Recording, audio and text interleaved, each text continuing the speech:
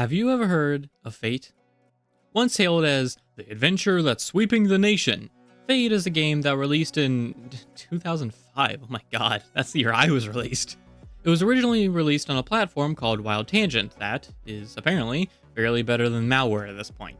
But when I was a kid, it was apparently the place to be. I had a hard time finding actual information on a lot of this due to the topic's dated nature, but from what I recall, Fate was only available on Wild Tangent for quite a while, and the platform had some pretty odd practices even back then.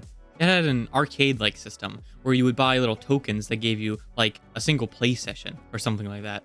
Maybe it was time-based? It's been 15 years, man. Give me a break.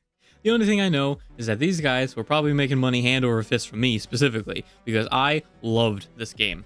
I can't imagine how many hours I poured into it as a kid. And even Steam says I have over 80 hours on Trader Soul alone. And I have no idea when I even got it on Steam.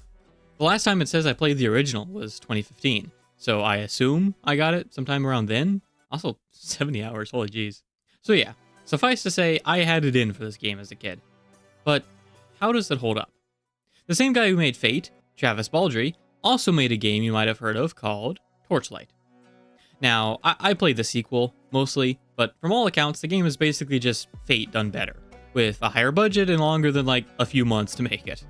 Again, I liked it a lot, but there's just something really magical about Fate to me. I've been playing it a lot lately, Trader Soul specifically, and it just seems like this weird confluence of so many cool ideas and oddly great vibes. The dungeons are fun, the variety is fascinating, the pet system is to this day one of my favorites, and there's something so unique about it, at least to me.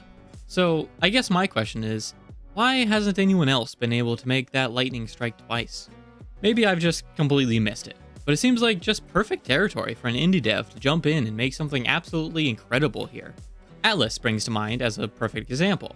A dev who looked at something in gaming that they loved, that they felt they couldn't get anymore, and said, fine, I'll do it myself. And they did! It's such a fun experience, taking the best qualities of the games it draws from and cutting so many of the worst. And I do say indie dev specifically because, well, corporate already tried that. And as with most things Corpo touches, it didn't go well.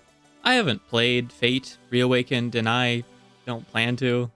If the reviews weren't enough, which it is mixed, so that's fair enough, the trailer itself does a perfectly good job of showing off why you never trust a machine to bring a soul back from the dead. For a lack of finer eloquency, it's really just lost a lot of aura. Lost its soul, it seems. And to be fair, it's not even like I want more Fate. If I just wanted more Fate, there's 2 billion floors in the game's deep delve system. No, more Fate isn't what I want, but something like Fate. Something that can take and run with the pet system I love, the dungeon crawling aspect I adore, the fascinatingly enthralling fishing minigame. It's not even that complicated, it's just so neat. Yeah, well, anyway. I know it's niche, and there's a lot of other ideas out there. A lot of extremely fun games to play. But I really just wanted to talk about this old game I really love, and take a second to bring a bit of history back to the fore. For a game literally as old as me, it holds up even better than I do somehow. And I just hope that someday someone can take this really fun concept and do something totally unique with it. But until that day, thanks for watching, bud. I love you.